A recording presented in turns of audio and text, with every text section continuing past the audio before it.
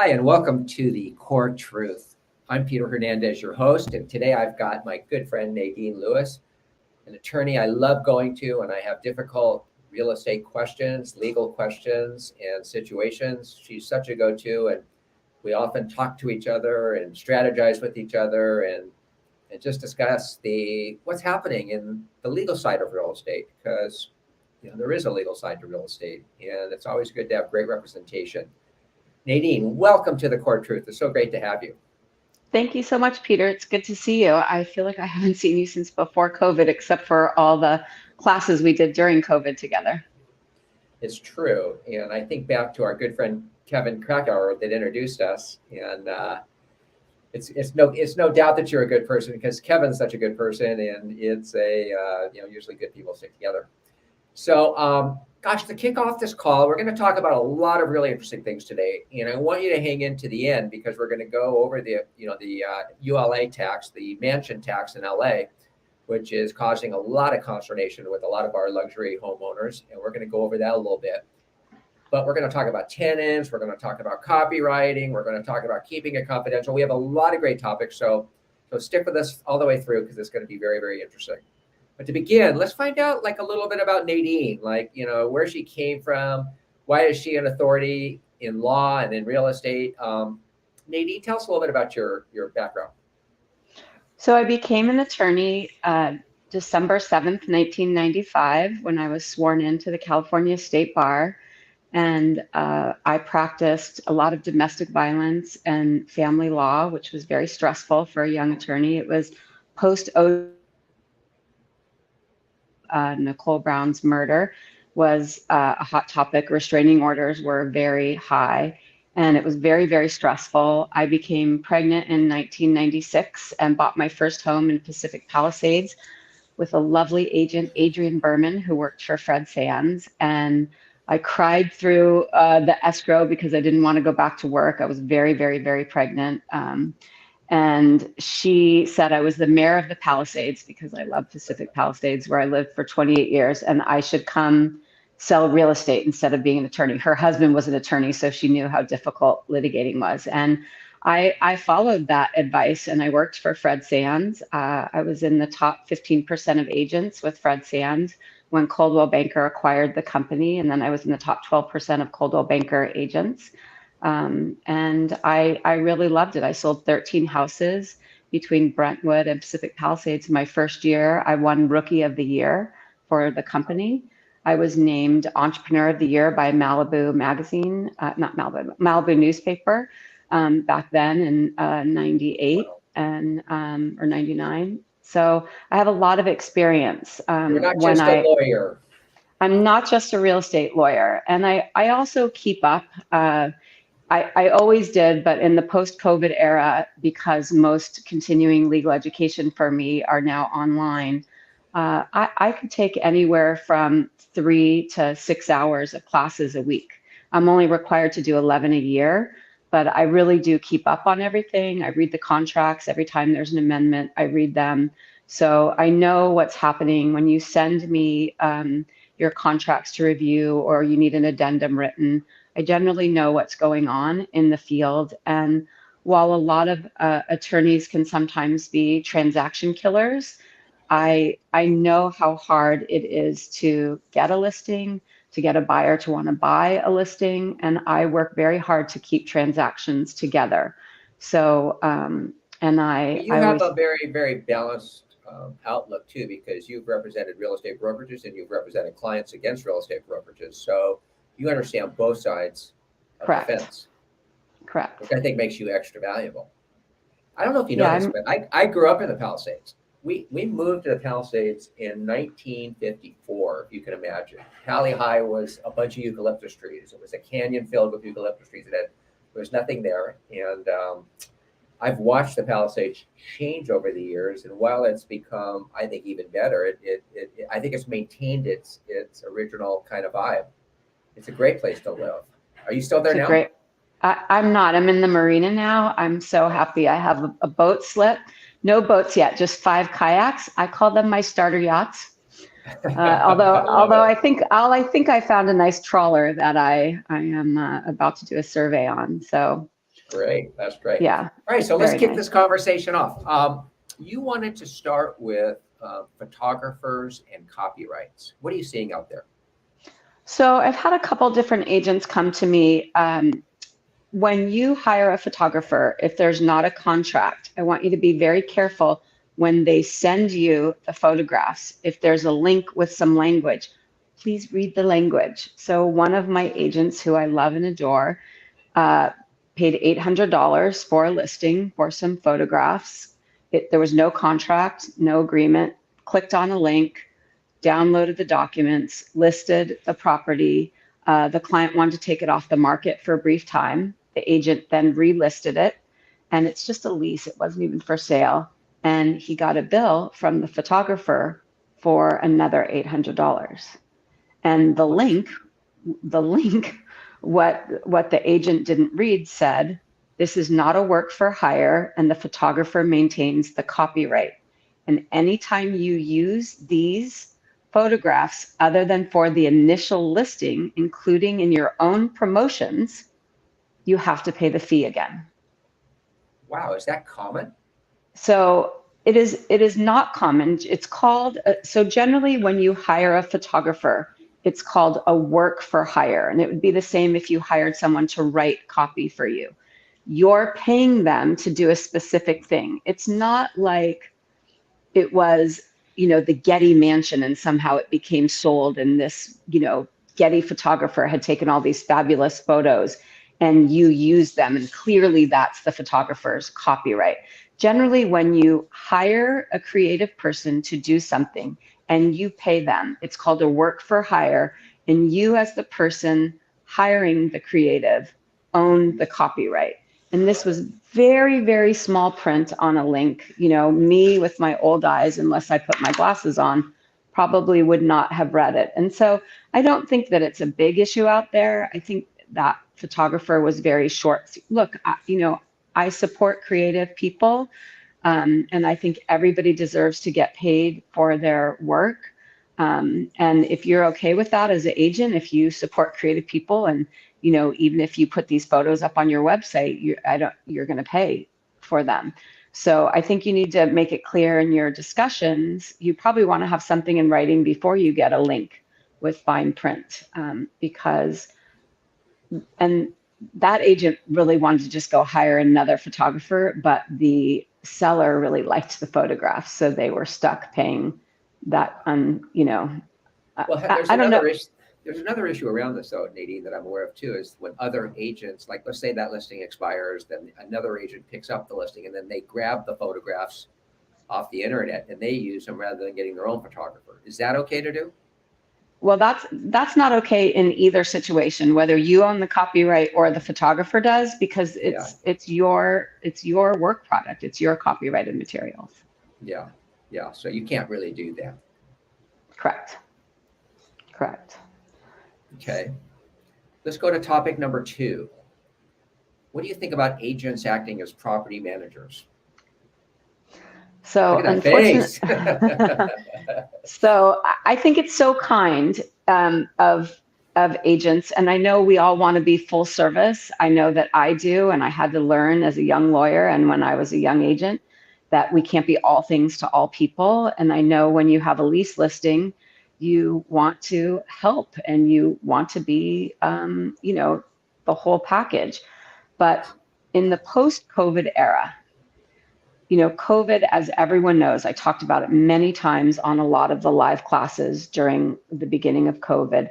So many laws went into place to protect tenants, and a lot of them conflict. There were state laws, county laws, city laws, and it was almost impossible for me to keep up on them. I would talk to other lawyers and I'd say, do you want to do a class for the Santa Monica bar, the Beverly Hills bar? No, nobody wanted to do it with me. I'm a little nerdy, so I like to read and keep up on things. But the reality was it was impossible to keep up on things. And I used to always do consultations at no cost, because if it was landlord tenant, I know it like I know my hand, and I could just give advice, without looking up anything. Now it could be this part of the block has one law and this part of the block has another law. And so I have to look up the state law, the county law, the city law. Santa Monica is different than Beverly Hills, than West Hollywood. San Diego just passed a new addition, more protections than the Tenant Protection Act of 2019, which is surprising because generally San Diego is a more landlord-friendly county, but they're facing a housing crisis like we are in Los Angeles. So it's not good to dabble in property management as an agent. In my opinion, you could not be covered by your errors and omission insurance if you do that. For example, if you give a 30-day notice to a tenant and it should have been a 60-day notice, or God forbid you give a 3-day notice and it should have been a 60-day notice to a tenant, and then the landlord calls a real estate attorney, I'm ready to proceed with an eviction and unlawful detainer because the tenant didn't vacate pursuant to this notice given by my realtor. And then the attorney has to break it to the landlord, it wasn't the right notice. You can get sued by that landlord. And you're starting right? day one again, right? And You have to start all over. And it's particularly bad if it, was 30 days and you have to give a 60-day notice and any time has passed. So, it's a minimum of 90 days if you caught the error on the first day after the 30-day notice. And sometimes there's professional squatters that know how to take advantage of these things. Right. So it's just, I have 5 active cases right now of that just in the last couple months. So, and they're all, agents that I know and respect, and you can't do it. I won't do it. People call me and say, I just want you to serve this notice. And I say, I can't just do that. I have to make sure, for example, if a tenant has been there and they're related to the owners, like right now I have 3 different cases where it's older children, they're in the parents' home, the parents died, the other children are trying to evict them so they can sell the property and divide the proceeds. They have different protections than a regular tenant does. And so I don't know that I knew that before. I just have all of a sudden all these cases that are similar. So if I don't know that, and I've been doing this a really long time, this is my 28th year in practice, I don't know how an agent or broker could possibly know that. So don't dabble in it.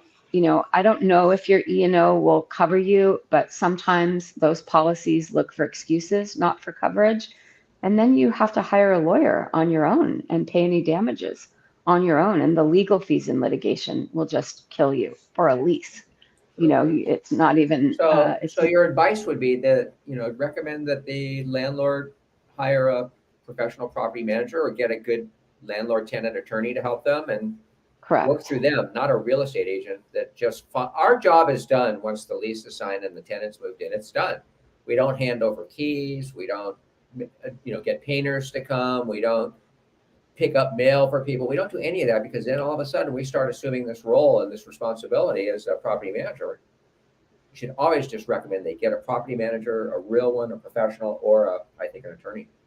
Right. It's very, very tricky right now. And then one thing that I did want to mention, I seem to get a lot of calls about it because the agents that call me represent a lot of landlords that just have, we call them mom and pop landlords. They have one condo that they lease out or one house, or, it could even be 2 houses or 2 condos, but they're generally mom and pop landlords. So the Tenant Protection Act of 2019, which went into effect without much fanfare, January 1st, 2020. And the reason why it didn't get a lot of attention is, I've mentioned it a few times, there was this little thing in 2020 called the COVID-19 pandemic. And so we were focused on a lot of other things in our jurisdiction other than the TPA. But there is a carve out for mom and pop landlords if they disclose to the tenant that they're a mom and pop landlord. Then they can evict. They can move back into their property. They can just decide not to be a landlord anymore. But it was supposed to have been delivered to, now this is obviously leases that pre-existed 2020, it was supposed to be have delivered to the tenants back then. What would happen if it was delivered now to the tenants? I don't know, but it's something to be aware of. And then I assume that this disclosure is in new leases. I forgot before we jumped on this to look at the TPA disclosure that would be an attachment to any leases that your agents and brokers do. But if it's not, we should talk about that afterwards, because it is really important to protect the mom and pop landlords. They did get hit so hard during COVID with tenants, a lot of whom just took advantage of the COVID protections for tenants. And we want to make sure that we protect them so that they're getting a good return on their investment. Absolutely. So that's, yeah. Another huge area of concern in Los Angeles right now is the ULA tax, or what we call mansion tax. And that tax is for all sales over 5 million, a 4% tax, and all sales over 10 million, a 5% tax. That can amount to a lot of money. And I know there's a lot of people scrambling and trying to figure out how to do workarounds and how to get around this. What are you seeing there? I'm seeing too much. And what really concerns me is, never mind, your errors and omission insurance, agents participating in schemes. And if you're drafting the contracts, you're participating in tax fraud. There is no way to get around it. I've had agents argue with me. I've had agents tell me, well, everybody's doing it. Some of the things that I've heard of is a buyer agreeing to pay the commission. So the sales price is lower and the buyer pays the commission. But there's this little thing that the buyer has to sign called the PCOR, preliminary change of ownership, right? And the buyer has to check some boxes on there. Are you paying the commission? Right? Are there any deals outside of escrow? Another thing is buying a piece of art. In other words, a property is, they want to sell it for 5.3. They sell a piece of art for 300,000. 300,000 to get below the, or whatever, right? Yeah, to get below the threshold. And will somebody get caught? I don't know. I wouldn't want to participate in tax fraud. I wouldn't want to be the one agent who got caught. You probably will end up losing your license. I think it's almost the thing about real estate, and you know this as well as I, you can't hide anything. Everything Right. is above board. Everybody sees everything. There's nothing undisclosed. So, the odds of you paying a commission for the seller to avoid paying taxes, that's very, very, very visible. And you've got to believe that whoever is monitoring this tax is watching very closely every single real estate deal going down. Yeah, Can't and imagine I had they're just hoping for people to be honest. I don't see that happening. So, and then yeah.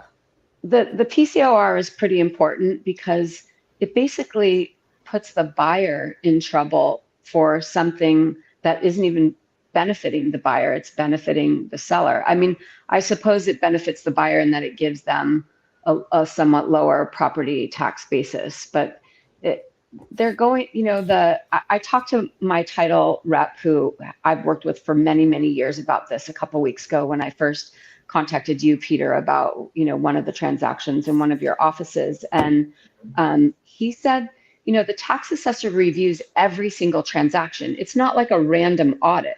Every transaction that closes in the city or the county is reviewed. And the tax assessor doesn't have to take, and this is pre-ULA, doesn't have to take the closing price as the price they're going to assess it for tax purposes going forward for the buyer. So now it's like a double whammy. Is it, if you're closing something and, this transaction that I called you about, they wrote 4,999,999. So $1 under. PS, if you look at the one sheet from the city on the ULA tax, on the one sheet, it says anything that isn't $1,499,500. The $1, it rounds up to the 5 million. So that agent didn't even read the one sheet and know that. So they were going to participate in this whole tax scam, and their seller still would have paid the taxes because they round up, and their seller would have had $300,000 less. So they would have paid the $212,000 tax and made 300, it would have cost their seller a lot of money. And then litigation involving tax fraud, it really would have been bad. So the other scheme that I saw is to do a lease with an option to buy and then overpay for the lease to make up for what they would have paid. So this person was going to pay $50,000 a month for a home that was listed for $17,000 a month. So if that got flagged somehow, how are you going to justify a $50,000 lease when there's no $50,000 leases in that neighborhood? There's just no, I don't remember if it was you or John Butler who said to me a couple of weeks ago, could you defend it? How would you defend it? I can't remember if it was you or John Butler. I asked you that. I said, how would you like to be on the opposing side? You would just, and I was like, no, I can't defend it. There's no defense. There's no defense. So, I have a lot of friends that are agents from my personal life and from my professional life and from when I sold real estate. And, all the agents that I respect who deal primarily in this market, in this high-end market, they just tell their sellers, this is the cost of doing business today.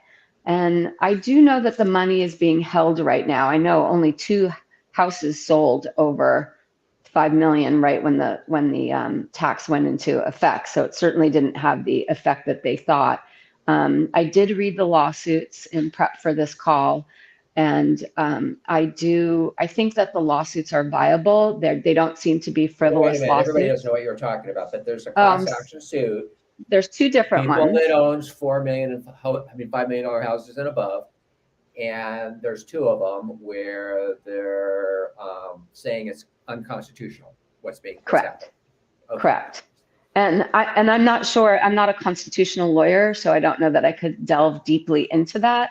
But I did read the complaint, and I don't believe there is any immunity. So a lot of times when you sue a public entity, they have a lot of immunity and a lot of things that they can get away with under that immunity, but not violating the California Constitution. So if the lawyers who crafted it seems very well drafted, are correct in their legal position, I think that the lawsuits will be successful. So look, we all want to end the homeless issue in our city and Los Angeles County. It is terrible. It's not safe.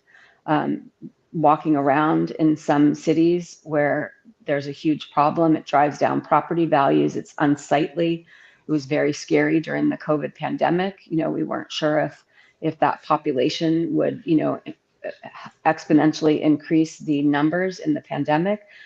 So for so many reasons, we all want to participate, but unfairly penalizing people with houses over 5 million, my title person said to me, it also could be, what if your seller just bought last year for $4,500,000 and now all it's worth is 500? I don't mean that's a nice little increase in a year, but with closing costs and commissions and everything it costs them to move twice, they might not even make any money. So they're paying taxes without making money. Now, obviously, somebody who bought a house 10, 15, 20, 30 years ago is still making money. And I understand it's hard for some people to feel sorry for them. But if you just recently bought a house, you're getting taxed without making money.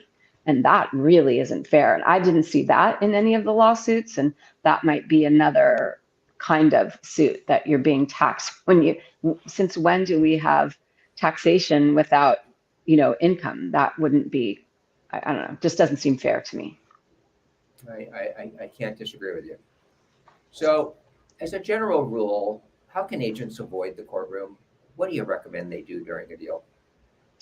Well, I think honesty is the best policy. A lot of the issues that I see when agents get into trouble are disclosure issues. So on your Avid, um, what you can see and smell, you have to write down. And I would say mold is probably the biggest issue.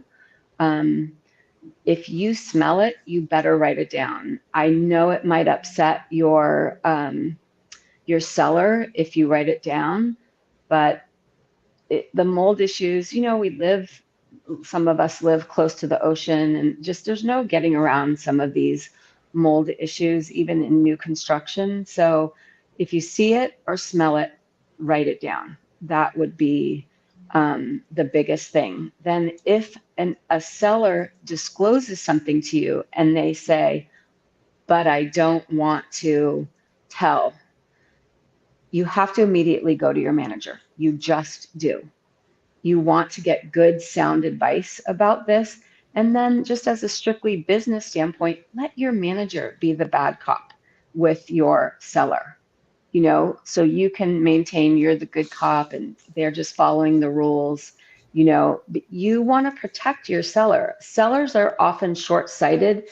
Look, there's not very many houses on the market. I mean, I look at all the things, all my agents that I follow on social media. I see how many listings there are. There's not very many things. Someone's going to buy their property, even if there was a leak, even if there was a water intrusion, even if there was a hole in the roof. Someone's going to buy the property. I promise. Listings that are properly priced sell. They just do. Only things that are overpriced are not going to sell, you know? So disclose, disclose, disclose, and don't let your seller might get mad at you, but with the tagline here is how to avoid the courtroom as an agent. When you force a seller to disclose something they don't want to sell, you're keeping them out of the courtroom too, because their only duty is to disclose. They don't, even if it was a leak in the roof that was repaired, they don't warranty that their contractor did a perfect job. And, we're expecting El Nino next year. Nobody can guarantee anything. All the seller has to do is disclose. And that's a lot of the big issues. And then, Yeah. We used to have if a saying. We used to have a saying like, if you're asking whether you should disclose it, disclose it. That was kind of a real exactly, simple way to kind of think about it. exactly. And then, I probably some agents who have heard me speak before will roll their eyes because it's a very, very old story and it has to do with confidentiality. And, should the market ever turn, please God, it doesn't, to foreclosures and short sales again. There were some very, very good agents in Malibu. I adore them, respect them. I'm friendly with them. I've done business with them. And because it was a short sale, they were privy to a lot of financial information about their sellers that they would not have been privy to in an ordinary sale. And, it became the topic in Malibu. Oh, what's wrong with them? They were in foreclosure, they got notices, and they talked about it at a cocktail party about confidential information. And in the deposition, they stated, well, we're not attorneys. We don't have a duty to keep things confidential. And it was such a cringe moment. And, you know, whether you have a absolute duty with your broker or agent license doesn't really matter. You want to be trusted. You want to be a trusted agent. I remember going on a listing appointment in the Huntington Palisades. So if you know that market, those are the big houses. And the people had 3 little children, and an agent had just left from my office. And the dad asked their little kids, what do we think about so and so? And the kids said, we think he's a liar. Like little kids, that was the discussion. Your trustworthiness as an agent is worth more than anything that you can imagine. So keeping information confidential, while it might not be the same duty that I have as an attorney, you really want to keep that confidential. And like I said, I hope we don't ever go back to a short sale or a foreclosure situation. But when you come across information that's confidential, just like you wouldn't reveal to the buyer's agent what the seller's bottom line is when you're going back on counteroffers, don't reveal a seller's confidential financial information. It's not kind, it's not moral, and it could buy you a lawsuit. Or marital situations, or job situations, or medical Yeah. situations. I mean, there's so many things that would injure your ability to negotiate a good price for your seller. Right. That's your And goal, like right? yeah, and a good one-liner if somebody presses you to divulge like what's happening with their divorce, you can just say that's their story to tell. It's not my story to tell. And it's a Oh, very yeah. good way to diffuse, it's like you might as well just put a big red stop sign up. It really diffuses something in a polite way. It's just not my story to tell. I love that. Explain a little bit of a difference between confidentiality when you're a seller's agent or a buyer's agent or a dual agent. How did your confidentiality, did I ask a question you weren't prepared to answer? Because No, there it's is a just, slight difference in that, because I know once you become a dual agent, you even can say less than when you're yeah, representing one or the other. I know it's very legal. And, even I can represent people if I do the proper disclosures, even I can represent two sides of things. It's always tricky in the beginning when you're negotiating price, that's one, obviously, you can never tell how low a seller would go or how high a buyer would go. I mean, it's so tricky. I, you know, I just, I don't want to say it's a bad idea. I double-ended many of my listings and I really Right. enjoyed it. It was, Right. It's It obviously just takes a lot of extra care and garden it's flips. a lot of everything. finesse. It's It a lot is. of It is. finesse. And then going back to the disclosure issue, if you find something from the seller, you must disclose it. Like you just must. But those are things that I would just immediately take to your manager. Douglas Elliman has the best. I'm always relieved if there's an open escrow and I can talk to a Douglas Elliman manager. I always know it's going to be resolved and I'm going to keep everybody out of court. You have good managers, highly competent, highly educated. They're kept, Elliman keeps up on all of the laws and all of the changes in the contracts. So utilize your managers so that you can always be the good guy and you protect your seller. I know that sellers get upset, but you really are protecting your seller. You want, when the transaction is complete, you want your seller to never have to think about that buyer again. And if things aren't disclosed or there's any, you want them never to think about it again. Well, thank you, Nadine, so much for sharing your wonderful wisdom and your time with us. It's always a pleasure. And we have to Thank see you each so other in much. different circumstances than podcasts. But it's always Yes. great that you're here and you can guide us and counsel us. If anybody needs a good real estate attorney, I highly recommend Nadine. She'll do a great job for you. So thank you very, very much. And thank you Thank you, all Peter. for listening to The Core Truth. Thank you.